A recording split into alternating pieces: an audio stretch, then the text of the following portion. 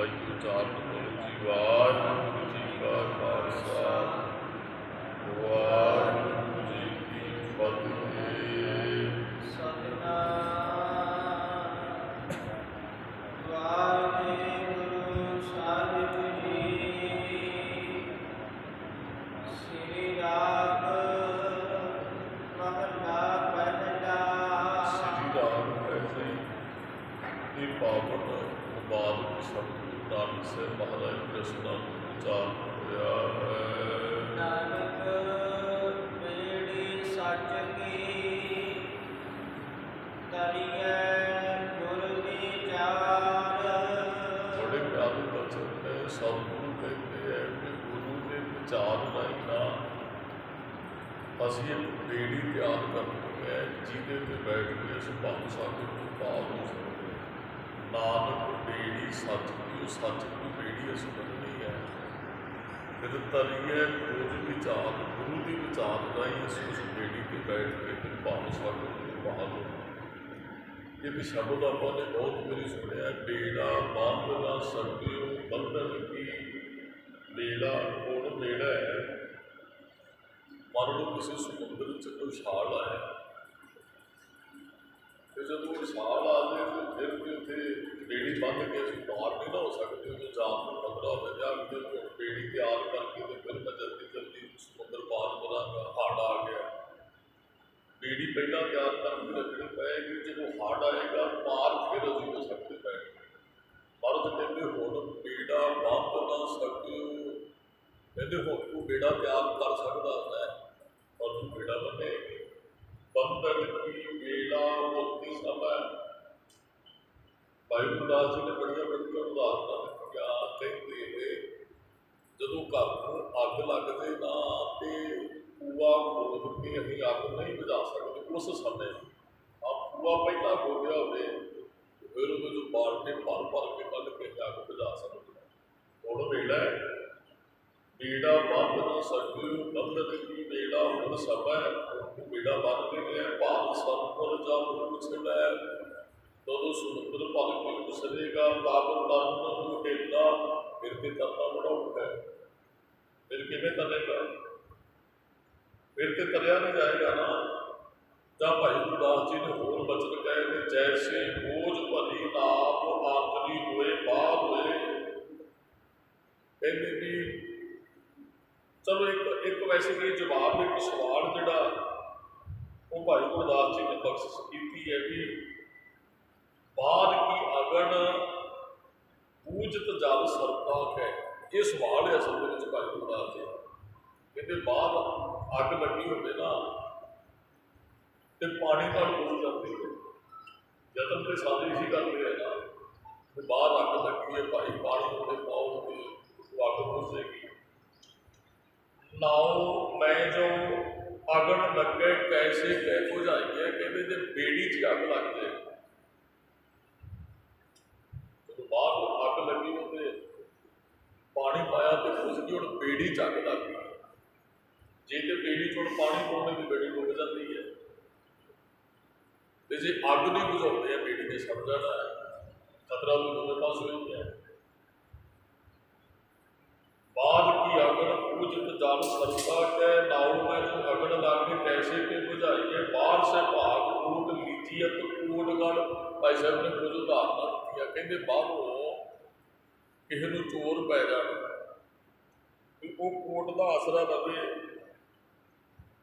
ਕਹਿੰਦੇ ਜੇ ਕੋਟ ਦੇ ਵਿੱਚ ਵੜਿਆ ਜੋ ਲੂਟ ਲੀਜੇ ਬਹੁ ਕੱਤ ਜਾਈਏ। ਕਹਿੰਦੇ ਉੱਥੇ ਬੜੇ ਲੁੱਟਦੇ ਫਿਰ ਬੰਦਾ ਕਿੱਥੇ ਜਾਏ। ਮਨ ਤੋਂ ਬਾਅਦ ਕਿਸੇ ਨੂੰ ਚੋਰ ਕਹਿੰਦੇ ਭੱਜ ਕੇ ਕਿਸੇ ਦੇ ਘਰੇ ਵੜ ਜਾਂਦਾ ਹੈ। ਜੇ ਘਰ ਵਾਲੇ ਉਹਨੂੰ ਲੁੱਟ ਲੈਣ ਫਿਰ ਬਚਾ ਕੇ ਹੋਏਗਾ। ਚੋਰ ਲਗੇ ਤਰਾਸ ਜਾਏ ਸਰਨ ਗਹੇ ਨਰਿੰਦ ਮਾਲੇ ਮਹੀਪਤ ਜੀਓ ਕੈਸੇ ਕੇ ਬਚਾਈਏ। ਕਹਿੰਦੇ ਵੀ ਮੰਨ ਲਓ ਬਾਹਰੋਂ ਕੋਈ ਕਿਸੇ ਨੂੰ ਤੰਗ ਕਰ ਲੈ ਤੂੰ ਰਾਜੇ ਕੋਲ ਚਲਾ ਜਾਏ ਤੇ ਜੇ ਰਾਜਾ ਹੀ ਉੱਥੇ ਮਾਰੇ ਤੇ ਫਿਰ ਦੱਸੋ ਨਿਆਂ ਕੌਣ ਕਰੇਗਾ। ਭਾਈ ਸਾਹਿਬ ਜੀ ਕਹਿੰਦੇ ਮਾਇਆ ਡਰ ਦਰਪਤ ਹਾਰ ਗੁਰਦੁਆਰੇ ਜਾਵੇ ਤਹਾਂ ਜੋ ਮਾਇਆ ਵਿਆਪੇ ਕਹਾਂ ਠਹਿ ਰਾਈਏ। ਕਹਿੰਦੇ ਵੀ ਮਾਇਆ ਤੋਂ ਡਰਦਾ ਬੰਦਾ ਗੁਰਦੁਆਰੇ ਜਾਂਦਾ ਹੈ। ਗੁਰੂ ਦੁਆਰੇ ਹੋਏ ਸੋਝੀ ਪਾਏ ਸੀ ਏਕ ਦੁਆਰੇ ਧੋਏ ਹੱਛਾ ਹੋਏ ਸੀ। जे ਇੱਥੇ ਮਾਇਆ ਵਿਆਪਕ ਹੋ ਕੇ ਫਿਰ ਬੰਦਾ ਕਿੱਥੇ ਜਾਏ। ਗੱਲ ਤੇ ਬੇੜੀ ਦੀ ਚੱਲ ਰਹੀ, ਉਹ ਬੇੜੀ ਚ ਅੱਗ ਲੱਗ ਜੇ, ਪਾਣੀ ਭਰ ਜੇ ਤੇ ਫਿਰ ਬੰਦਾ ਬਚੇਗਾ ਕਿਵੇਂ। ਮਾਇਆ ਤੋਂ ਪ੍ਰਭਾਵ ਤੋਂ ਬਚਣ ਵਾਸਤੇ, ਵਿਕਾਰਾਂ ਤੋਂ ਬਚਣ ਵਾਸਤੇ ਅਸੀਂ ਗੁਰਦੁਆਰੇ ਆਉਂਦੇ ਹਾਂ। ਜੇ ਗੁਰਦੁਆਰੇ ਆਣ ਕੇ ਸਾਡੇ ਅੰਦਰ ਵਿਕਾਰ ਹਾਵੀ ਹੋਣ ਜਾਂ ਮੇਰੇ ਵਰਗਾ ਸੱਚ ਦਾ ਪ੍ਰਚਾਰ ਕਰਨ ਵਾਲਾ ਜੇ ਸੱਚ ਦੀ ਗੱਲ ਨਾ ਕਰੇ ਤੇ ਫਿਰ ਉਹ ਇੱਥੋਂ ਨਹੀਂ ਸਮਝ ਆਏਗੀ, ਫਿਰ ਬਚਾਂਗੇ ਕਿੱਥੇ। ਭਾਈ ਸਾਹਿਬ ਜੀ ਕਹਿੰਦੇ ਫਿਰਦੇ ਬਚਣ ਦੇ ਕੋਈ ਚਾਂਸ ਨਹੀਂ ਹੈ। ਬੇੜੀ ਚ ਅੱਗ ਲੱਗੀ ਹੈ, ਪਾਣੀ ਪਾਉਣੇ ਆ ਡੁੱਬਦੀ ਹੈ, ਜੇ ਨਹੀਂ ਬੁਝਾਉਂਦੇ ਹੈ ਤੇ ਫਿਰ ਉਹ ਬੇੜੀ ਸੜ ਜਾਂਦੀ ਹੈ, ਵਿੱਚ ਪੂਰ ਬੈਠੇ ਹੈ। ਤੇ ਫਿਰ ਭਾਈ ਸਾਹਿਬ ਜੀ ਨੇ ਕਿਹਾ ਵੀ ਪਾਣੀ ਪਾ ਲੈਣਾ ਚਾਹੀਦਾ ਬੇੜੀ 'ਚ। ਜੇ ਅੱਗ ਲੱਗੀ ਹੈ ਨਾ ਤੇ ਪਾਣੀ ਪਾਓ। ਪਾਣੀ ਪਾਇਆ ਤੁਸੀਂ ਹੋ ਸਕਦਾ ਵੀ ਚਾਰ ਉਂਗਲਾਂ ਜਿਵੇਂ ਜੈਸੇ ਬੋਝ ਪਤੀ ਨਾਮ ਆਂਗੁਲੀ ਦੋਏ ਬਾਹਰ ਹੁੰਦੇ, ਆਂਗੁਲੀ ਉੱਪਰ ਨੂੰ ਕਹਿੰਦੇ ਕਹਿੰਦੇ ਦੋ ਉਂਗਲਾਂ ਵੀ ਕਿਤੇ ਬਾਹਰ ਰਹਿ ਗਈ ਨਾ। ਪਾਦ ਪਵੇ ਪੂਰ ਸਭੇ ਕੁਸਲ ਬਿਹਾਤ ਹੈ, ਵਿੱਚ ਬੈਠਾ ਪੂਰ ਫਿਰ ਪਾਦ ਹੋ ਜਾਂਦਾ ਹੈ। ਜੇ ਦੋ ਉਂਗਲਾਂ ਵੀ ਬਾਹਰ ਰਹਿ ਗਈ ਨਾਮ ਪਾਣੀ ਤੋਂ ਬਚ ਸਕਦਾ। ਨਾਨਕ ਬੇੜੀ ਸੱਚ ਕੀ ਤਰੀਏ, ਗੁਰ ਵਿਚਾਰ ਸੱਚ ਦੀ ਬੇੜੀ ਤਿਆਰ ਕਰ। ਉਸ ਬੇੜੀ 'ਚ ਬੈਠ ਕੇ ਫਿਰ ਭਾਵੇਂ ਸਾਡਾ ਪਾਰ ਹੋ ਸਕਦਾ। ਇੱਥੇ ਬੇੜੀ ਦੀ ਗੱਲ ਹੈ, ਜਹਾਜ਼ ਨਹੀਂ ਮਾਰੇ ਜਾ ਸਕਦੇ। ਚਲੋ ਅਸੀਂ ਰੋਜ਼ ਬਚਨ ਪੜ੍ਹਦੇ ਵਾਹਿਗੁਰੂ ਨਾਮ ਜਹਾਜ਼ ਤੇ ਚੜੇ ਸੁੰਦਰੇ ਪਾਰ। ਇੱਥੇ ਬੇੜੀ ਦੀ ਗੱਲ, ਉਹ ਬੇੜੀ ਆਪ ਤਿਆਰ ਕਰਨੀ ਪੈਂਦੀ ਹੈ। ਮੰਨ ਲਓ ਕੋਈ ਬੇੜੀ 'ਚ ਤਾਰ ਕੇ ਬੈਠਦਾ ਹੈ ਨਾ, ਜਿਹੜਾ ਬੇੜੀ 'ਚ ਪਲਾਹ ਹੁੰਦਾ ਹੈ ਉਹ ਕਹਿੰਦਾ ਭਾਈ ਸਾਹਿਬ ਜੀ ਤੁਸੀਂ ਇੱਧਰ ਬੈਠੋ, ਭਾਈ ਸਾਹਿਬ ਜੀ ਤੁਸੀਂ ਇੱਧਰ ਨਹੀਂ ਬੈਠਣਾ, ਕਿਉਂਕਿ ਉਹਨੇ ਬੈਲੈਂਸ ਬਣਾਉਣਾ ਹੁੰਦਾ ਬੇੜੀ ਦਾ। ਤੇ ਜੇ ਆਪ ਤੁਸੀਂ ਉੱਥੇ ਬੈਠ ਜਾਈਏ ਤੇ ਉਹ ਬੇੜੀ ਬੈਠਿਆ ਵੀ ਡੁੱਬ ਦੇਣਾ ਹੁੰਦਾ। ਬੇੜੀ ਉਤਰੇਗੀ ਇੱਕ ਪਾਸੇ, ਪਾਣੀ ਪੈ ਜਾਏਗਾ, ਫਿਰ ਉਹ ਡੁੱਬ ਜਾਏਗੀ। ਫਿਰ ਉਹ ਜੇ ਪਲਾਹ ਦੇ ਨਾਲ ਹੀ ਚੜ੍ਹ ਕੇ ਬੈਠेंगे ਫਿਰ ਵੀ ਬੇੜੀ ਨਾਲ ਡੁੱਬ ਜਾਣਾ। ਉਹ ਪਲਾਹ ਜਿਵੇਂ ਦੱਸੇਗਾ ਫਿਰ ਬੈਠਾਂਗੇ ਤੇ ਫਿਰ ਅਸੀਂ ਪਾਰ ਹੋ ਸਕਦੇ ਹਾਂ। ਇਸ ਕਰਕੇ ਕਿ ਗੁਰੂ ਦੀ ਲੋੜ ਹੈ। ਗੁਰ ਬੇੜੀ ਤੁਲਹਾ ਗੁਰੂ ਹੀ ਬੇੜੀ ਹੈ ਤੇ ਗੁਰੂ ਹੀ ਉਹਨੂੰ ਚਲਾਉਣ ਵਾਲਾ। ਤਰੀਕੇ ਗੁਰ ਵਿਚਾਰ, ਗੁਰੂ ਦੀ ਵਿਚਾਰ ਨਾਲ ਸੱਚ ਦੀ ਬੇੜੀ ਤਿਆਰ ਹੋਣੀ, ਵਿੱਚ ਬੈਠਾਂਗੇ ਫਿਰ ਭਾਵਸਾ ਨੂੰ ਪਾਰ ਹੋਵਾਂਗੇ। ਸੱਚ ਦੀ ਬੇੜੀ ਤੇ ਉਹ ਤਿਆਰ ਵੀ ਆਪ ਕਰਨੀ ਹੈ, ਸਬਰ ਵੀ ਆਪ ਕਰਨਾ। ਚਲੋ ਜੇ ਭਾਈ ਗੁਰਦਾਸ ਜੀ ਨੂੰ ਬਚਨ ਪਏ, ਉਹ ਗੁਰੂ ਸਾਹਿਬ ਜੀ ਨੂੰ ਕਹਿੰਦੇ ਆਪਾਂ ਕੱਲ੍ਹ ਪਰਸੋਂ ਹੀ ਸ਼ਬਦ ਦੀ ਵਿਚਾਰ ਕੀਤੀ। ਗੁਰ ਪੌੜੀ ਬੇੜੀ ਗੁਰੂ ਨੂੰ ਪੌੜੀ ਵੀ ਕਿਹਾ, ਬੇੜੀ ਵੀ ਕਿਹਾ। ਇੱਕ ਮਹਿਲ ਹੈ ਜਿਹਦੇ ਤੁਸੀਂ ਚੜ੍ਹਨਾ, ਪੌੜੀ ਨਾਲ ਹੀ ਚੜ੍ਹਿਆ ਜਾਏਗਾ। ਇੱਕ ਸੰਸਾਰ ਸਮੁੰਦਰ ਹੈ ਜਿਹੜਾ ਅਸੀਂ ਪਾਰ ਕਰਨਾ, ਬੇੜੀ ਨਾਲ ਹੀ ਪਾਰ ਕੀਤਾ ਜਾਣਾ। ਮਰਜ ਕਹਿੰਦੇ ਗੁਰ ਪੌੜੀ ਬੇੜੀ ਗੁਰੂ ਗੁਰ ਤੁਲਹਾ ਹਰ ਨਾਮ, ਕਹਿੰਦੇ ਗੁਰੂ ਹੀ ਤੁਲਹਾ ਤੇ ਗੁਰੂ ਹੀ ਉਹ ਜਹਾਜ਼। ਗੁਰ ਸਤ ਸਾਗਰ ਗੋਹੇ ਤੋਂ ਗੁਰ ਤੀਰਥ ਦਰਿਆ, ਉਹ ਗੁਰੂ ਹੀ ਤੀਰਥ ਹੈ, ਗੁਰੂ ਹੀ ਸਾਗਰ ਹੈ, ਗੁਰੂ ਹੀ ਬੇੜੀ ਹੈ, ਗੁਰੂ ਹੀ ਪੌੜੀ ਹੈ, ਗੁਰੂ ਹੀ ਤੁਲਹਾ ਹੈ, ਗੁਰੂ ਹੀ ਮਲਾਹ ਆ।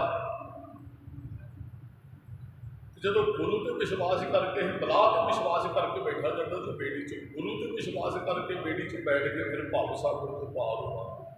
ਭੌਜਲ ਬਿਖਮ ਅਸਗਾ ਗੁਰ ਸ਼ਬਦੀ ਪਾਰ ਪਾਏ, ਤਰੀਏ ਗੁਰ ਵਿਚਾਰ। ਇੱਕ ਬੇੜੀ ਤਿਆਰ ਕਰੀਏ। ਮਹਾਰਾਜ ਕਹਿੰਦੇ ਗੁਰੂ ਦੀ ਵਿਚਾਰ ਨਾਲ ਜੋ ਤਿਆਰ ਹੋ ਕੇ ਉਸ ਬੇੜੀ ਤੇ ਚੜ੍ਹ ਕੇ ਭਾਵ ਸਾਗਰ ਤੋਂ ਪਾਰ ਹੋ ਸਕਦੇ ਹਾਂ।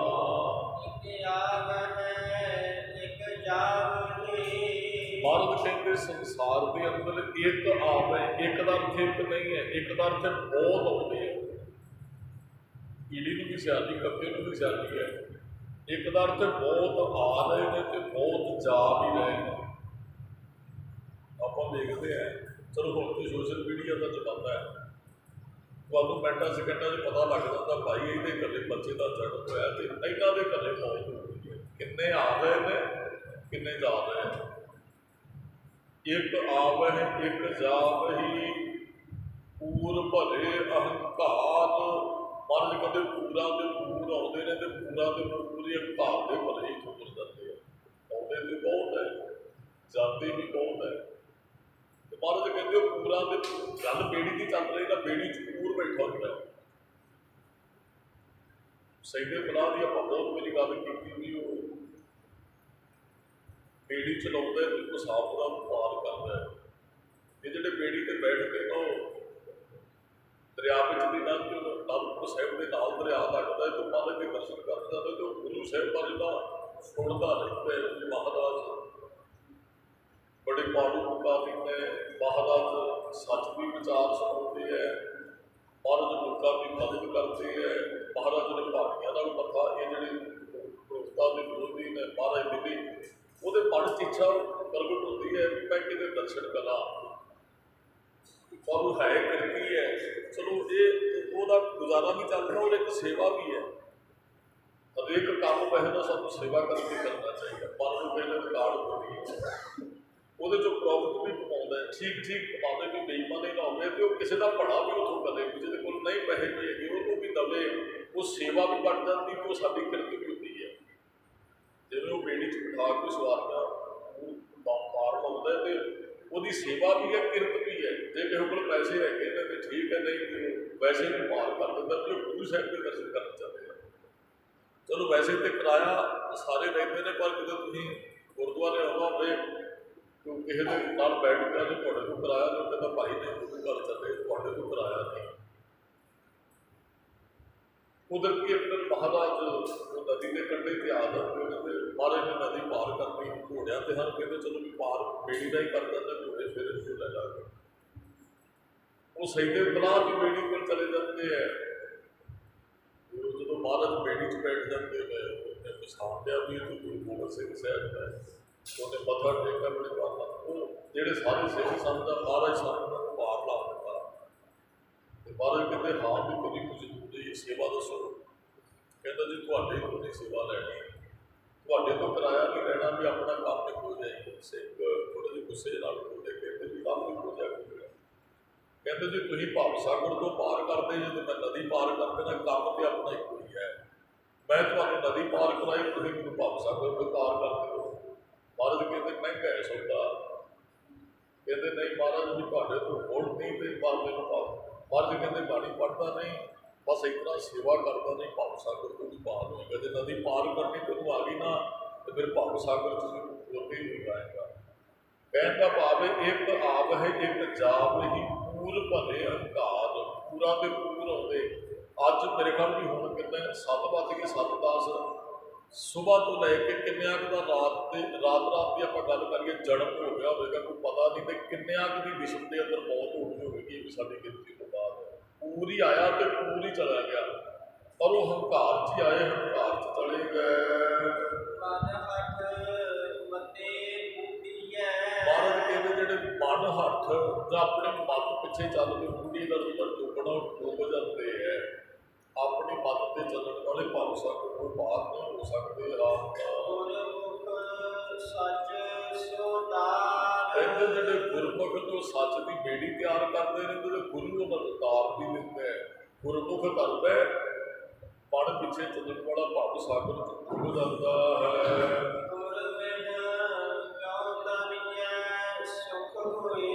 ਮਹਾਰਾਜ ਨੇ ਦੋ ਸ਼ਬਦ ਇੱਥੇ ਵਰਤੇ ਕਿ ਗੁਰਮਿਟ ਕਿਉਂ ਤਰੀਏ ਦੱਸੋ, ਗੁਰੂ ਬਿਨਾਂ ਕਿਵੇਂ ਤਰ ਸਕਦੇ ਭਾਵ ਸਾਗਰ ਤੋਂ, ਔਰ ਸੁੱਖ ਹੋਏ, ਗੁਰੂ ਤੋਂ ਬਗੈਰ ਸੁੱਖ ਨਹੀਂ ਤੇ ਜੀਵਨ 'ਚ ਆ ਸਕਦਾ।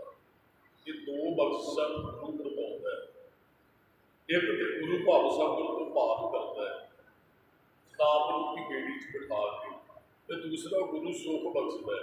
ਨਾ ਤੇ ਅਸੀਂ ਗੁਰੂ ਤੋਂ ਬਗੈਰ ਭਾਵ ਸਾਗਰ ਤੋਂ ਪਾਰ ਹੋ ਸਕਦੇ ਹਾਂ, ਨਾ ਹੀ ਅਸੀਂ ਗੁਰੂ ਤੋਂ ਬਗੈਰ ਸੁਖੀ ਹੋ ਸਕਦੇ ਹਾਂ। ਸ਼ਬਦ ਬਹੁਤ ਵਾਰੀ ਪੜ੍ਹਿਆ, ਘਰ ਸੁੱਖ ਵਸਿਆ ਬਾਹਰ ਸੁੱਖ ਪਾਇਆ, ਕਹੋ ਨਾਨਕ ਉਸ ਮੰਤਰ ਦਰੜਾਇਆ। ਜਿਹੜੇ ਗੁਰੂ ਦੀ ਸਿੱਖਿਆ 'ਤੇ ਚੱਲਦੇ ਹੈ ਉਹ ਆਤਮਿਕ ਤੌਰ 'ਤੇ ਬਾਹਰੀ ਤੌਰ 'ਤੇ ਸੁਖੀ ਹੋ ਜਾਂਦੇ ਨੇ, ਭਾਵ ਸਾਗਰ ਨੂੰ ਇੱਕ ਦਿਨ ਪਾਰ ਹੋ ਜਾਂਦੇ। ਇੱਕ ਘਟਨਾ ਦਾ ਫਿਰ ਦਾ ਜ਼ਿਕਰ ਕਰੇ, ਕਈ ਗੱਲਾਂ ਜਿਹੜੀਆਂ ਵਾਰ-ਵਾਰ ਦ੍ਰਿੜ ਕਰਨੀਆਂ ਪੈਂਦੀਆਂ। ਗੁਰੂ ਸਾਹਿਬ ਜੀ ਸਟੇਜ 'ਤੇ ਆਏ ਅਤੇ ਮਹਾਰਾਜ ਕਥਾ ਕਰਿਆ ਕਰਦੇ ਸਨ। ਮਹਾਰਾਜ ਨੂੰ ਬੋਲੇ ਕੁਝ ਨਹੀਂ ਆ, ਹੱਥ 'ਚ ਇੱਕ ਪੱਥਰ ਹੈ। ਮਹਾਰਾਜ ਕਦੀ ਉਸ ਹੱਥ 'ਤੇ ਕਰ ਲੈਂਦੇ, ਉਹਨੂੰ ਕਦੀ ਉਸ 'ਤੇ ਸੰਗਤ ਵੇਖ ਰਹੀ ਹੈ, ਅਤੇ ਮਹਾਰਾਜ ਨੇ 10 ਮਿੰਟ ਇਸ ਤਰ੍ਹਾਂ ਕੀਤਾ ਤੇ ਫਿਰ ਪੁੱਛ ਲਿਆ ਸੰਗਤ ਜੀ ਸਾਡੇ ਹੱਥ 'ਚ ਭਲਾ ਕੀ ਹੈ। ਮੇਰੇ ਵਰਗਾ ਨੇ ਕਿਹਾ ਜੀ ਪੱਥਰ। ਵੇਖਦੇ ਨਾ ਸਾਰਿਆਂ ਨੇ, ਜਦੋਂ ਮਹਾਰਾਜ ਦੇ ਦੂਜੇ ਹੱਸਦੇ ਦੇਖਦਾ ਵੇਟ ਦਾ ਪਤਾ ਲੱਗ ਜਾਂਦਾ। ਕਹਿੰਦੇ ਜੀ ਠੀਕ ਹੈ। ਕਈਆਂ ਨੇ ਸਟੇਜ 'ਤੇ ਚੜ੍ਹ ਕੇ ਵੀ ਵੇਖਿਆ ਹੋਏਗਾ, ਅਸੀਂ ਸ਼ੰਕਾ ਬਹੁਤ ਕਰਦੇ ਹਾਂ ਹਰੇਕ ਗੱਲ, ਜਾਂ ਜੀ ਪੱਥਰ ਹੈ। ਮਹਾਰਾਜ ਕਹਿੰਦੇ ਐਂ ਕਰੋ ਇੱਕ ਬਾਲਟਾ ਪਾਣੀ ਦਾ ਲਿਆਓ, ਲਿਆਂਦਾ ਸਿੰਘਾਂ ਨੇ, ਭਾਈ ਨੰਦ ਲਾਲ ਸਿੰਘ ਜੀ ਬੈਠੇ ਸਾਹਮਣੇ। ਮਹਾਰਾਜ ਨੇ ਬਾਲਟੇ ਪਾਣੀ 'ਚ ਨਾ ਪੱਥਰ ਆਪਣਾ ਹੱਥ ਉੱਪਰ ਕਰਕੇ ਹੀ ਛੱਡ ਦਿੱਤਾ। ਤੇ ਮਹਾਰਾਜ ਨੇ ਅਗਲੀ ਗੱਲ ਕਹੀ, ਸਵਾਲ ਕੀਤਾ, ਕਹਿੰਦੇ ਸਿੰਘੋ ਪੱਥਰ ਪਾਣੀ 'ਚ ਡੁੱਬ ਗਿਆ। ਮਹਾਰਾਜ ਨੇ ਵਿਖਾ ਕੇ ਛੱਡਿਆ ਸੀ ਨਾ ਸੰਗਤ ਨੂੰ। ਕਈਆਂ ਨੇ ਬੈਠੇ ਹੀ ਕਹਿ ਦਿੱਤਾ ਡੁੱਬ ਗਿਆ, ਕਈ ਮੇਰੇ ਵਰਗੇ ਸਟੇਜ 'ਤੇ ਚੜ੍ਹੇ ਉਹਨਾਂ ਨੇ ਡੁੱਬਿਆ ਦੇਖ ਕੇ ਕਹਿ ਦਿੱਤਾ ਜੀ ਡੁੱਬ ਗਿਆ। ਮਹਾਰਾਜ ਕਹਿੰਦੇ ਬੈਠ ਕੇ ਜਾ ਕੇ ਬੈਠ ਕੇ ਮਹਾਰਾਜ ਨੇ ਅਗਲੇ ਬਚਨ ਕਹੇ ਵੀ ਇਹ ਪੱਥਰ ਕਿਉਂ ਡੁੱਬ ਗਿਆ। ਸਾਰਿਆਂ ਦਾ ਜਵਾਬ ਸੀ ਜੀ ਪੱਥਰ ਸੀ ਤਾਂ ਡੁੱਬ ਗਿਆ, ਪੱਥਰ ਤੇ ਡੁੱਬੀ ਜਾਂਦਾ ਪਾਣੀ 'ਚ। ਮਹਾਰਾਜ ਪੱਥਰ ਸੀ ਤਾਂ ਡੁੱਬ ਗਿਆ। 3 ਵਾਰੀ ਮਹਾਰਾਜ ਨੇ ਬਚਨ ਕਹੇ, 3 ਵਾਰੀ ਇਹੀ ਜਵਾਬ। ਭਾਈ ਨੰਦ ਲਾਲ ਸਿੰਘ ਕੁਝ ਨਹੀਂ ਬੋਲੇ। ਮਹਾਰਾਜ ਨੇ ਪੁੱਛ ਲਿਆ, ਕਹਿੰਦੇ ਨੰਦ ਲਾਲ ਸਿੰਘ ਤੂੰ ਨੇ ਕੋਈ ਹਾਲ ਨਾ ਕਹੀ ਵੀ ਪੱਥਰ ਸੀ ਨਾ ਕੋਈ ਬੋਲੋ ਨਾਲ। ਇਹਦਾ ਜੀ ਭਾਵੇਂ ਪੱਥਰ ਸੀ ਉਹਨੇ ਡੁੱਬਣਾ ਨਹੀਂ। ਮਹਾਰਾਜ ਕਹਿੰਦੇ ਕੀ ਕਹਿਣਾ ਚਾਹੁੰਦਾ, ਸਟੇਜ 'ਤੇ ਚੜ੍ਹ ਕੇ ਗਏ। ਇਹਦਾ ਜੀ ਭਾਵੇਂ ਪੱਥਰ ਸੀ ਇਹ ਤੁਹਾਡੇ ਹੱਥਾਂ 'ਚ ਨਹੀਂ ਪੈਣਾ, ਉਹਨੇ ਡੁੱਬਣਾ ਨਹੀਂ। ਮੈਂ ਤੇ ਇਹ ਕਹਿੰਦਾ ਹੈ ਵੀ ਤੁਹਾਡੇ ਹੱਥ 'ਚੋਂ ਨਿਕਲ ਗਿਆ ਤੇ ਤਾਂ ਡੁੱਬ ਗਿਆ। ਉਹ ਭਾਵੇਂ ਪੱਥਰ ਹੀ ਜੇ ਤੁਹਾਡੇ ਹੱਥ 'ਚ ਰਹਿੰਦਾ ਤੇ ਤੁਸੀਂ ਨਾ ਛੱਡਦੇ ਤਾਂ ਉਹਨੇ ਡੁੱਬਣਾ ਹੀ ਨਹੀਂ। ਭਾਈ ਨੰਦ ਲਾਲ ਜੀ ਖੁੱਲ੍ਹ ਕੇ ਵਿਚਾਰ ਦੱਸੋ ਸੰਗਤ ਨੂੰ। ਤੇ ਫਿਰ ਭਾਈ ਨੰਦ ਲਾਲ ਨੇ ਸਟੇਜ 'ਤੇ ਬੈਠ ਕੇ ਕਿਹਾ ਬਾਣੀ ਪੜ੍ਹਨੀ, ਨਾਮ ਜਪਣਾ, ਕਿਰਤ ਕਰਨੀ, ਸੱਚ ਤੇ ਪਹਿਰਾ ਦੇਣਾ, ਇਹ ਗੁਰੂ ਸਾਹਿਬ ਦੇ ਹੱਥਾਂ 'ਚ ਰਹਿਣਾ ਹੈ। ਕਿਉਂਕਿ ਗੁਰੂ ਕਹਿੰਦਾ ਨਾ ਇਹ ਕਰਨੀ ਤੇ ਗੁਰੂ ਦੇ ਹੱਥਾਂ 'ਚ ਰਹਿਣਾ। ਜਿੱਦਣ ਅਸੀਂ ਨਿਤਨੇਮ ਛੱਡ ਦਿੱਤਾ, ਬਾਣੀ ਪੜ੍ਹਨੀ ਛੱਡ ਦਿੱਤੀ, ਆਪ ਉਧਰਾ ਜੀਵਨ ਜਿਉਣ ਲੱਗੇ। ਜੇ ਤੇ ਨਿਤਨੇਮ ਹੀ ਉਹਦੇ ਸਮਝ ਲਓ ਤੁਸੀਂ ਗੁਰੂ ਗੋਬਿੰਦ ਸਿੰਘ ਸਾਹਿਬ ਦੇ ਹੱਥਾਂ 'ਚ ਹੋ, ਭਾਵੇਂ ਪੱਥਰ ਵੀ ਕਿਉਂ ਨਾ ਹੋਵੇ। ਉਹ ਜੇ ਗੁਰੂ ਦੇ ਹੱਥਾਂ 'ਚੋਂ ਡੁੱਬੋਗੇ ਨਹੀਂ ਤੇ ਜਦੋਂ ਗੁਰੂ ਦੇ ਹੱਥਾਂ 'ਚੋਂ ਛੱਡ ਦਿੱਤਾ ਤਾਂ ਉਦੋਂ ਫਿਰ ਤੁਸੀਂ ਬਚ ਵੀ ਕਿਤੇ ਨਹੀਂ ਜਾ ਸਕਦੇ। ਨਿਤਨੇਮ ਕਰਨਾ, ਬਾਣੀ ਪੜ੍ਹਨੀ, ਇਹ ਗੁਰੂ ਦੇ ਹੱਥਾਂ 'ਚ ਰਹਿਣਾ, ਗੁਰਦੁਆਰੇ ਆਉਣਾ, ਕਥਾ ਸੁਣਨੀ, ਜਦੋਂ ਸਮਾਂ ਲੱਗਣਾ ਸਹਿਜ ਪਾਠ ਜਪ ਕਰਨਾ, ਬਾਣੀ ਪੜ੍ਹ ਲੈਣੀ, ਬੈਠ ਕੇ ਸਿਮਰਤ ਕਰਨਾ, ਇਹ ਗੁਰੂ ਸਾਹਿਬ ਦੇ ਹੱਥਾਂ 'ਚ ਹੀ ਤੇ ਰਹਿਣਾ। ਕਹਿਣ ਦਾ ਭਾਵ ਸੀ ਭਾਈ ਨੰਦ ਲਾਲ ਸਿੰਘ ਜੀ ਕਹਿੰਦੇ ਹੱਥਾਂ 'ਚ ਰਹੋਗੇ ਤੇ ਬਚ ਜਾਓਗੇ। ਜਦੋਂ ਗੁਰੂ ਸਾਹਿਬ ਦੇ ਹੱਥਾਂ 'ਚੋਂ ਨਿਕਲ ਕੇ ਫਿਰ ਤੁਹਾਨੂੰ ਕਿਸੇ ਨਹੀਂ ਬਚਾਉਣਾ, ਫਿਰ ਤੇ ਤੁਸੀਂ ਡੁੱਬੋਗੇ। ਉਹ ਵਿਚਾਰ ਇੱਥੇ ਮਹਾਰਾਜ ਇਹੀ ਕਹਿੰਦੇ ਹੈ, ਸਤਿਗੁਰੂ ਕਹਿੰਦੇ ਵੀ ਗੁਰਬਿਨ ਕਿਉਂ ਤਰੀਏ ਸੁਖ ਹੋਏ, ਜਿਉਂ ਭਾਵੇ ਤਿਉਂ ਰਾਗ ਤੂੰ। ਜੇ ਗੁਰੂ ਬਖਸ਼ਿਸ਼ ਕਰੇ ਤੇ ਕਿਵੇਂ ਡੁੱਬ ਸਕਦੇ ਆ, ਤੇ ਗੁਰੂ ਸੁਖ ਦਿੰਦਾ ਹੈ। ਅਗਲੇ ਬਚਨ ਕਹੇ ਜਿਉਂ ਭਾਵੇ ਤਿਉਂ ਰਾਗ। ਸਤਿਗੁਰੂ ਜਿਵੇਂ ਤੁਹਾਨੂੰ ਅਸੀਂ ਪਾਉਂਦੇ ਉਵੇਂ ਰੱਖਣਾ ਕਰੋ। ਔਰ ਮੇਰੇ ਜੀਵਨ 'ਚ ਗੁਰੂ ਸਾਹਿਬ ਜੀ ਤੁਹਾਡੇ ਤੋਂ ਇਲਾਵਾ ਕੋਈ ਦੂਸਰਾ ਹੈ ਹੀ ਨਹੀਂ ਹੈ। ਹੁਣ ਤਾਂ ਤੁਸੀਂ ਰੱਖੋ ਜਿਵੇਂ ਰੱਖਣਾ ਚਾਹੁੰਦੇ ਹੋ, ਜਿੱਥੇ ਵੀ ਰੱਖਣਾ ਚਾਹੁੰਦੇ ਹੋ।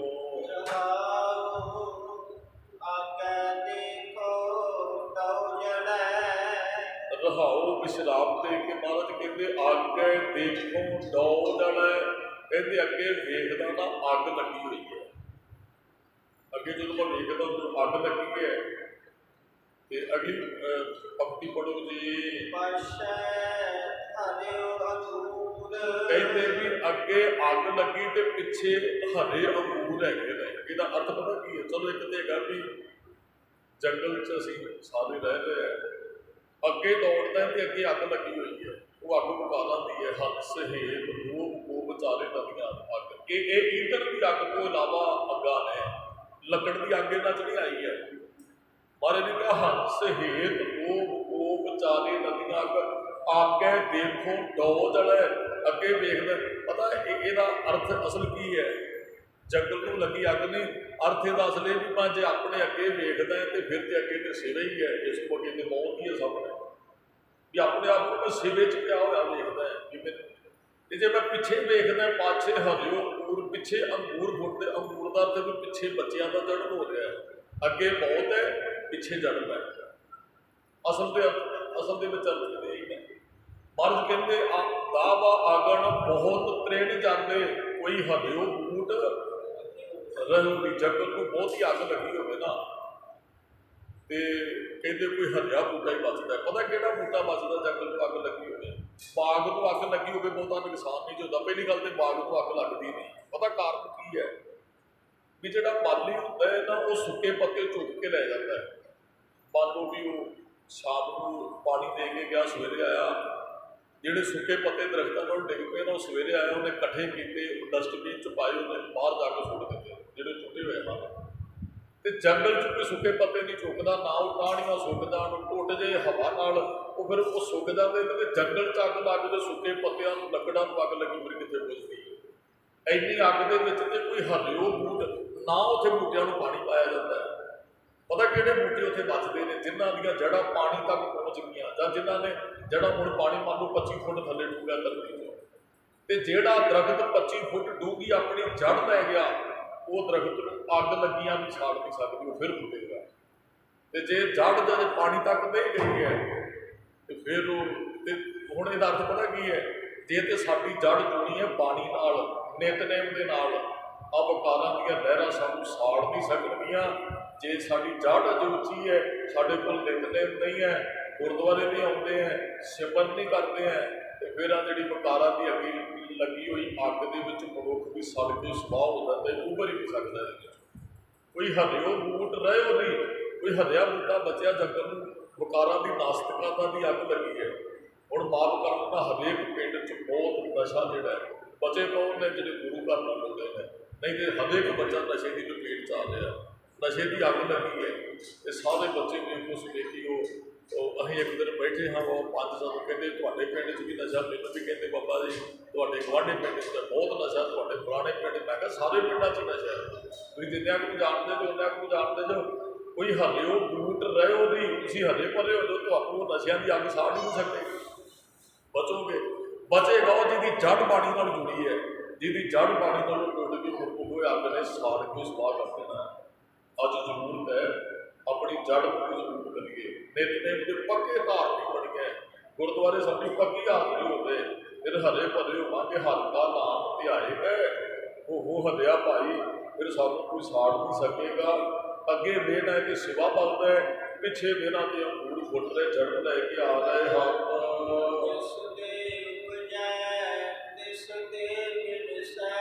जिहदे तो उपजे सा उन्ने ही फिर खीर को इसते भिड़सै खत्म करता है।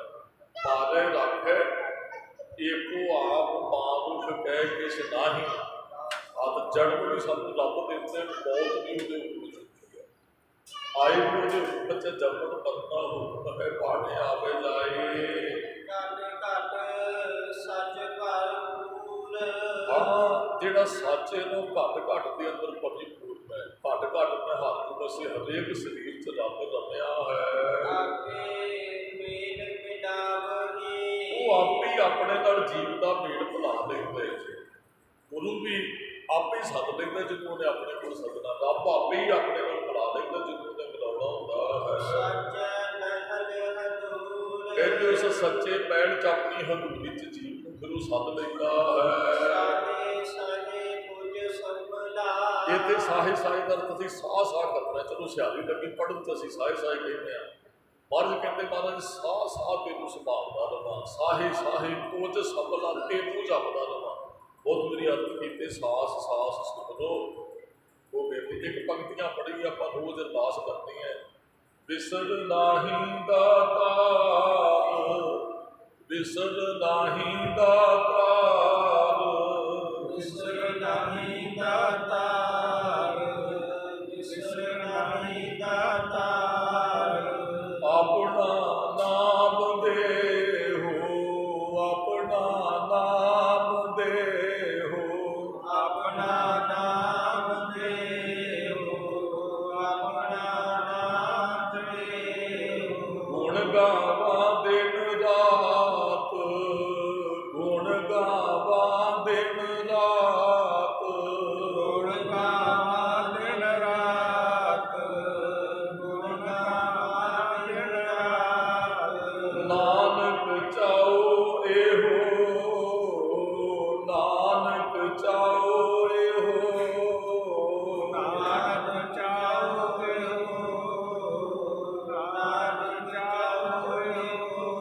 बड़े प्यारे बोल ने साह साह कुछ सबला, हरेक साह नाल तेनू मैं संभाला दी जावां। रब जी मैनू कदे ना वसा दिओ। हाँ, एक ते अरदास रब जी तुही ना मैनू कदे भुल्लिओ, ते कि भी मैं ना तुहानू कदे भुल जा। ये दोवें अर्थ कर सकते हैं। कदे ना वसा रब्बा, किते तेरी नज़र चों मैं बाहर ना हो जा, तेरे ते मेहर भरी नज़र रखी। ਤੇ ਕਿਤੇ ਮੈਂ ਵੀ ਤੇਰੇ ਤੇ ਉਹ ਬਾਗੀ ਨਾ ਹੋ ਜਾ ਕਿ ਮੇਰੇ ਤੇ ਕਿਰਪਾ ਬਣਾਈ ਰੱਖੀ। ਤੇ ਦੋ ਅਰਥ ਨੇ, ਸਾਸ ਵਾਸ ਜਪਦਾ ਰਵਾਂ, ਰੱਬਾ ਕਦੇ ਭੁੱਲੀ ਨਾ। ਜੋ ਸਾਹਿਬ ਮਨ ਵਸੈ ਜਿਵੇਂ ਜਿਵੇਂ ਉਹ ਸਾਹਿਬ ਮਨ ਚ ਵਸਦਾ ਹੈ, ਕੱਲ ਜਪਿਆ ਤੇ ਫਿਰ ਉਹ ਮਨ ਚ ਤੇ ਵੀ ਸੋਹਣਾ ਹੈ। ਕੱਲ ਬਾਣੀ ਪੜ੍ਹਿਆ, ਸਹਿਜ ਪੜ੍ਹਦੇ, ਚਾਰ ਰੰਗ ਹੋਰ ਪੜ੍ਹਦੇ, ਜਿਵੇਂ ਜਿਵੇਂ ਉਹਦੇ ਨਾਲ ਜੁੜਦੇ ਹਾਂ ਫਿਰ ਗੁਰਮੁਖ ਅੰਮ੍ਰਿਤ ਪੀਂਦਾ। ਬਾਣੀ ਅੰਮ੍ਰਿਤ ਹੈ, ਨਾਮ ਅੰਮ੍ਰਿਤ ਹੈ, ਸੇਵਾ ਅੰਮ੍ਰਿਤ ਹੈ, ਸਿਮਰਨ ਹੈ, ਸਾਰਾ ਅੰਮ੍ਰਿਤ ਹੀ ਹੈ ਜੀ। ਜਿਵੇਂ ਜਿਵੇਂ ਮਨੁੱਖ ਜੁੜਦਾ ਫਿਰ ਰਸ ਬਣਦਾ, ਅੰਮ੍ਰਿਤ ਪੀਂਦਾ ਹੈ।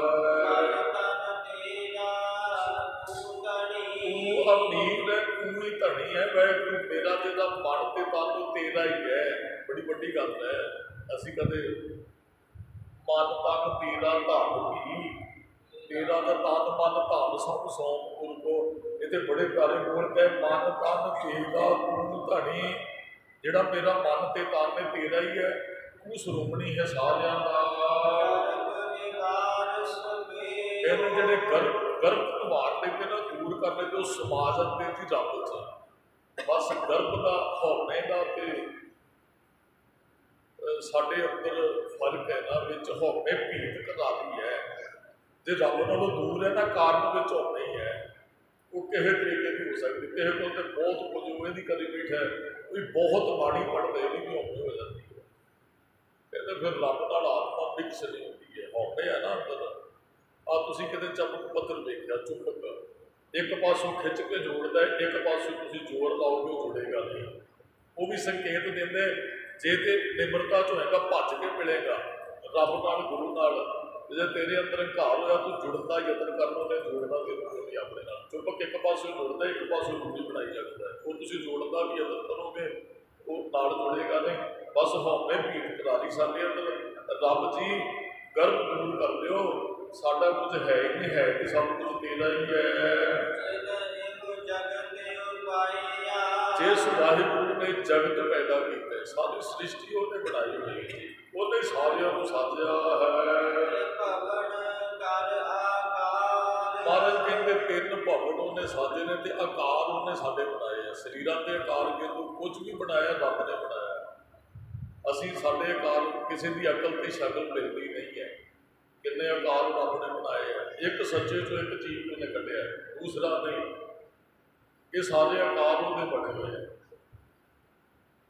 ਉਹਦੇ ਹੁਕਮ 'ਚ ਸਾਰਾ ਕੁਝ ਚੱਲ ਰਿਹਾ। ਜਿਹਨੂੰ ਵੀ ਬਣਾਇਆ, ਜਿਹਨੂੰ ਢਾਉਣਾ ਹੈ, ਜਿਹਨੂੰ ਸਾਂਭਦੇ, ਸਾਰਾ ਕੁਝ ਦਾ ਹੁਕਮ ਹੈ। ਕਹਿੰਦੇ ਗੁਰਮੁਖ ਤੂੰ ਸੁਚੇਤ ਸੁਚੱਜਾ ਸਿਆਣਾ ਤਾਂ ਜਾਣੋ। ਕਹਿੰਦੇ ਮਨਮੁਖ ਮੂਰਖ ਗੁਵਾਰ ਨੇ ਤੇ ਗੁਰਮੁਖ ਚਾਨਣ। ਗੁਰਬਾਣੀ ਰੋਸ਼ਨੀ ਇੱਕ, ਗੁਰਬਾਣੀ ਇਸ ਜਗ ਮਹਿ ਚਾਨਣ ਕਰਮ ਵਸੈ ਮਨ ਆਏ। ਜਿਹੜਾ ਚਾਨਣ 'ਚ ਬੰਦਾ ਹੁੰਦਾ ਹੈ ਨਾ, ਉਹ ਠੇਡਾ ਨਹੀਂ ਖਾਂਦਾ। ਜਿਹੜਾ ਹਨੇਰੇ 'ਚ ਚੱਲਦਾ ਉਹ ਮੰਜ਼ਿਲ 'ਤੇ ਨਹੀਂ ਪਹੁੰਚਦਾ। ਅਸੀਂ ਰਸਤੇ ਤੋਂ ਹੀ ਕਿਤੇ ਜਾਣਾ, ਰੋਸ਼ਨੀ ਖੇਤ ਗੇੜਾ ਮਾਰਨ ਜਾਣਾ, ਹੁਣ ਜ਼ਿਮੀਂਦਾਰ ਜਾਂਦੇ ਤਾਂ ਟੌਰ ਚਾਲਤ ਚਾਹੀਦੀ ਹੈ। ਤੁਸੀਂ ਸਹੀ ਤੁਰ ਸਕੋਗੇ, ਉਹ ਸਭ ਸਰੂਪੜੇ ਨੂੰ ਵੀ ਬਚਾ ਗਿਆ। ਸਾਡੇ ਕੋਲ ਆਤਮਿਕ ਜੀਵਨ ਜਿਉਣ ਵਾਸਤੇ ਗੁਰਬਾਣੀ ਦਾ ਗਿਆਨ ਜ਼ਰੂਰੀ ਹੈ, ਤੇ ਗੁਰਮੁਖ ਇਸ ਗਿਆਨ ਦੇ ਆਸਰੇ ਚੱਲਦੇ ਹਨ। ਵਾਹਿਗੁਰੂ ਜੀ ਤੇਰੀ ਜੋਤ ਘਟ ਦੇ ਅੰਦਰ ਨਿਰੰਤਰ ਬਣ ਰਹੀ ਹੈ ਔਰ ਬਰਾਜ ਰਹੀ ਹੈ। ਕਹਿੰਦੇ ਗੁਰਮਤਿ ਸਾਰ ਦਾ ਹੁੰਦਾ ਅਸਲੀਅਤ, ਤੇ ਗੁਰਮਤਿ ਤੇ ਚੱਲਣ ਵਾਲੀ ਅਸਲੀਅਤ ਨੂੰ ਜਾਣ ਲੈਂਦੇ ਵੀ ਰੱਬ ਦੀ ਜੋਤ ਸਾਰਿਆਂ 'ਚ ਹੈ। ਸਾਰੇ ਦੇ ਮਨ ਦੇ ਕਈ ਕਹਿੰਦੇ ਰੱਬ ਹੀ ਨਹੀਂ ਹੈਗਾ, ਕਈ ਕਹਿੰਦੇ ਮਾਂ ਪਿਓ ਦੇ ਸੰਯੋਗ ਤੋਂ ਅੱਗੇ ਜੀਵ ਪੈਦਾ ਹੋ ਜਾਂਦੇ ਨੇ, ਰੱਬ ਦਾ ਕੀ ਰੋਲ ਇਹਦੇ 'ਚ। ਉਹਨਾਂ ਕੋਲ ਗੁਰਮਤਿ ਨਹੀਂ ਹੈ, ਤੇ ਘੱਟ ਦੇ ਅੰਦਰ ਰੱਬ ਦੀ ਜੋਤ ਹੈ। ਕੱਲ ਪਰਸੋਂ ਆਪਾਂ ਵਿਚਾਰ ਕੀਤੀ, ਸਭ ਮਹਿ ਜੋਤ ਹੈ ਸੋਏ, ਤੇ ਇਸ ਦੇ ਚਾਨਣ ਸਭ ਪੈ। ਜਿਹਦੇ ਕੋਲ ਗਿਆਨ ਉਹ ਬੰਦਾ ਕਹੇਗਾ ਸਾਰਿਆਂ 'ਚ ਰੱਬ ਹੈ, ਜਿਹਦੇ ਕੋਲ ਗਿਆਨ ਨਹੀਂ ਉਹ ਬੰਦਾ ਰੱਬ ਮੰਨੇਗਾ ਵੀ ਸਾਰਿਆਂ 'ਚ। ਇੱਥੇ ਘੱਟ ਜੋਤ ਨਿਰੰਤਰ ਕਹਿ ਲਓ, ਲੱਟ ਜਿਹੜੀ ਉਹ ਲਾਟ ਬਣ ਰਹੀ ਹੈ ਜਦ ਰਾਜ ਰਹੀ ਹੈ। ਪੂਜੈ ਗੁਰਮਤਿ ਸਾਰ, ਗੁਰਮਤਿ ਦਾ ਤੱਤ ਸਾਰ ਜਾਣਨ ਵਾਲੇ ਇਸ ਗੱਲ ਨੂੰ ਬੁੱਝਦੇ ਸਮਝਦੇ ਹਨ। ਜਿੰਨਾ ਗੁਰਮੁਖਾਂ ਨੇ ਇਸ ਗੱਲ ਨੂੰ ਜਾਣ ਲਿਆ ਹੈ, ਕਹਿੰਦੇ ਗੁਰੂ ਉਹਨਾਂ ਨੂੰ ਸ਼ਾਬਾਸ਼ ਦਿੰਦਾ ਜਿਹੜਾ ਗੁਰੂ ਤੋਂ ਗਿਆਨ ਪ੍ਰਾਪਤ ਕਰਦਾ। ਸ਼ਾਬਾਸ਼ੇ ਦਾ ਅਰਥ ਨਮਸਕਾਰ ਕਰਨੀ, ਮੱਥਾ ਟੇਕਣਾ ਨਹੀਂ। ਹੁਣ ਗੁਰੂ ਸਾਹਿਬ ਤੋਂ ਸ਼ਾਬਾਸ਼ੇ ਲੈਣੀ ਤੇ ਗੁਰੂ ਸਾਹਿਬ ਦੇ ਕਹਿਣੇ 'ਚ ਚੱਲਣਾ ਪਏਗਾ। ਬਹੁਤ ਵਾਰੀ ਦਾਸ ਬੇਨਤੀਆਂ ਕਰਦਾ ਰਹਿੰਦਾ, ਪੁੱਤਰ ਨੂੰ ਬਾਪ ਨੇ ਕੋਈ ਕੰਮ ਕਿਹਾ, ਬੜੇ ਵਧੀਆ ਤਰੀਕੇ ਨਾਲ ਪੁੱਤਰ ਕੰਮ ਕਰਦਾ ਤੇ ਬਾਪ ਸ਼ਾਬਾਸ਼ੇ ਦਿੰਦੇ, ਦੇਣੀ ਵੀ ਚਾਹੀਦੀ। ਅਸੀਂ ਨਾ ਬੱਚਿਆਂ ਨਾਲ ਈਰਖਾ ਦੀ ਜਦੋਂ ਰੱਖਦੇ ਆ ਮਾਂ ਪਿਓ ਵੀ ਗਲਤ ਕੀਤਾ, ਡਾਂਟਿਆ, ਬਹੁਤ ਚੰਗਾ ਕੀਤਾ ਤੇ ਸ਼ਾਬਾਸ਼ੀ ਨੂੰ ਅਸੀਂ ਸੰਕੋਚ ਕਰਦੇ ਆ। ਬੱਚੇ ਦੀ ਪਿੱਠ ਥਾਪੜਨੀ ਚਾਹੀਦੀ ਹੈ ਮਾਂ ਪਿਓ, ਪੁੱਤਰ ਬਹੁਤ ਵਧੀਆ, ਸ਼ਾਬਾਸ਼ ਜੀ। ਮਾੜੇ ਤੇ ਅਸੀਂ ਡਾਂਟ ਦੇ ਪੁੱਟ ਵੀ ਦਿੰਦੇ ਆ ਤੇ ਚੰਗੇ ਕੰਮ ਕਰਕੇ ਅਸੀਂ ਉਹਨੂੰ ਸ਼ਾਬਾਸ਼ੀ ਨਹੀਂ ਦਿੰਦੇ। ਜਦੋਂ ਬੱਚਾ ਥੋੜ੍ਹਾ ਜਿਹਾ ਮਾਂ ਪਿਓ ਨਾਲ ਪੂਰਨ ਤੌਰ 'ਤੇ ਨਹੀਂ ਜੁੜ ਸਕਦਾ। ਜੇ ਅਸੀਂ ਇਹ ਕਰਦੇ ਹਾਂ, ਜੇ ਬੱਚੇ ਨੂੰ ਤੁਸੀਂ ਨਾਲ ਦੀ ਨਾਲ ਸ਼ਾਬਾਸ਼ੀ ਦਿੱਤੀ ਜਾਓਗੇ ਤੇ ਫਿਰ ਉਹ ਬੱਚਾ ਭਾਈ ਮਾਂ ਪਿਓ ਦਾ ਸਤਿਕਾਰ ਵੀ ਕਰੇਗਾ, ਕਹਿਣੇ 'ਚ ਵੀ ਚੱਲੇਗਾ, ਹਰੇਕ ਗੱਲ ਵੀ ਸ਼ੇਅਰ ਕਰੇਗਾ।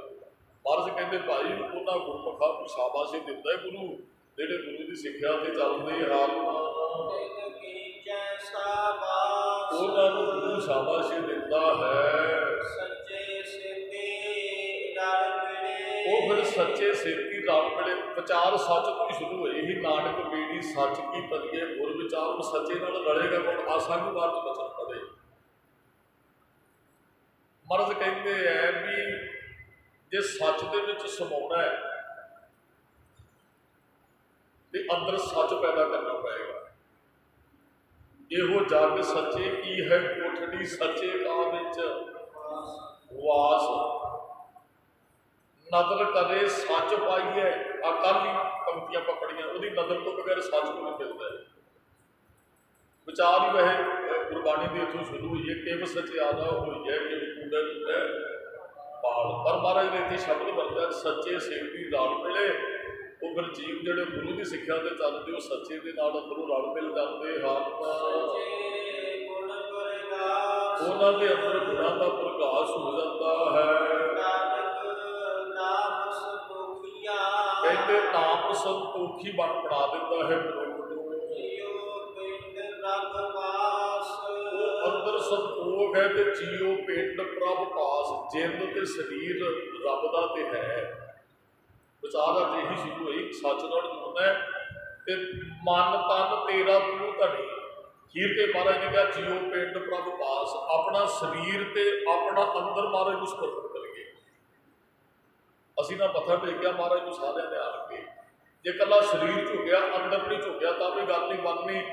ਜੇ ਅੰਦਰੋਂ ਪਿਆਰ ਹੈ ਤੇ ਸਰੀਰ ਤੇ ਸਾਨੂੰ ਨਜ਼ਰ ਆਉਂਦਾ ਤੇ ਫਿਰ ਵੀ ਗੱਲ ਨਹੀਂ ਬਣਨੀ ਹੈ। ਕਹਿੰਦੇ ਜੀ ਅੰਦਰੋਂ ਬੜਾ ਪਿਆਰ ਕਰਦਾ ਹੈ, ਅੰਦਰਲਾ ਪਿਆਰ ਸਰੀਰ ਨਾਲ ਹੀ ਪ੍ਰਗਟ ਹੁੰਦਾ ਹੈ। ਤੇ ਕਈ ਕਹਿੰਦੇ ਜੀ ਮੈਂ ਮੱਥਾ ਬੜਾ ਵਧੀਆ ਟੇਕਦਾ ਹੈ। ਮਹਾਰਾਜ ਕਹਿੰਦੇ ਅਪਰਾਧੀ ਧੂੜਾ ਨਿਭੇ ਜੋ ਹਮ ਕਰ ਲਗਾਏ। ਦੋਵੇਂ ਚੀਜ਼ਾਂ ਹੋਣੀਆਂ ਚਾਹੀਦੀਆਂ, ਅੰਦਰ ਪਿਆਰ ਵੀ ਹੋਣਾ ਚਾਹੀਦਾ, ਸਰੀਰ ਵੀ ਝੁਕੇ ਉਹਦੇ ਸਤਿਕਾਰ ਦੇ ਅੰਦਰ। ਵਧਣਾ ਹਰ ਵਧਣਾ ਗੁਣ ਗਾਵੋ ਗੋਪਾਲ ਰਾਏ। ਇਹਦੇ ਦੋ ਅਰਥ ਨੇ, ਇੱਕ ਸਰੀਰ ਝੁਕਾਉਣਾ ਤੇ ਇੱਕ ਵਧਣਾ ਕਰਨੀ, ਗੋਪਾਲ ਦੇ ਗੁਣ ਗਾਉਣਾ ਹੀ ਹੋਣਾ। ਮਹਾਰਾਜ ਕਹਿੰਦੇ ਭਾਈ ਜੀਓ ਪਿੰਡ ਜਿਹੜਾ ਸੰਤੋਖੀ ਬੰਦਾ ਹੈ, ਗੁਰਮੁਖ ਬੰਦਾ ਹੈ, ਗੁਰੂ ਦੀ ਸਿੱਖਿਆ ਦੇ ਚੱਲਦਾ, ਰੱਬ ਦਾ ਹੀ ਸਮਝਦਾ ਹੈ ਔਰ ਸਦਾ ਵਾਸਤੇ ਉਹਦੇ ਨਾਲ ਜੁੜਿਆ ਰਹਿੰਦਾ। ਇਹਦੀਆਂ ਕਮੇਟੀਆਂ ਪ੍ਰਵਾਨ ਕਰਦੀਆਂ ਜੀ ਸਮੂਹ ਸੰਗਤ ਦਾ ਧੰਨਵਾਦ ਜੀ ਹੈ। ਪਾਵਨ ਸ਼ਬਦ ਦੀ ਵਿਚਾਰ ਕਰਦੇ ਜੀ ਸੰਗਤ ਨੂੰ ਸਾਨੂੰ ਬਖਸ਼ ਦੇਣਾ ਜੀ। ਇਹਨਾਂ ਸਥਾਨਾਂ ਦੀ ਸੇਵਾ ਕਾਰ ਸੇਵਾ ਵਾਲੇ ਬਾਬਾ ਜੀ ਕਾਰ ਕਰਵਾ ਰਹੇ ਨੇ। ਚੱਲ ਰਹੀਆਂ ਸੇਵਾਵਾਂ ਚੀਸੇ ਪਾ ਕੇ ਗੁਰੂ ਸਾਹਿਬ ਦੀਆਂ ਵਿਚੀਆਂ ਸੰਗਤ ਜੀ ਪ੍ਰਾਪਤ ਕਰ ਸਕਦੇ ਹੋ। ਸਮੁੱਚੀਆਂ ਸੰਗਤਾਂ ਦਾ ਬਹੁਤ ਬਹੁਤ ਧੰਨਵਾਦ ਜੀ। ਵਾਹਿਗੁਰੂ ਜੀ ਕਾ ਖਾਲਸਾ, ਵਾਹਿਗੁਰੂ ਜੀ ਕੀ ਫਤਿਹ।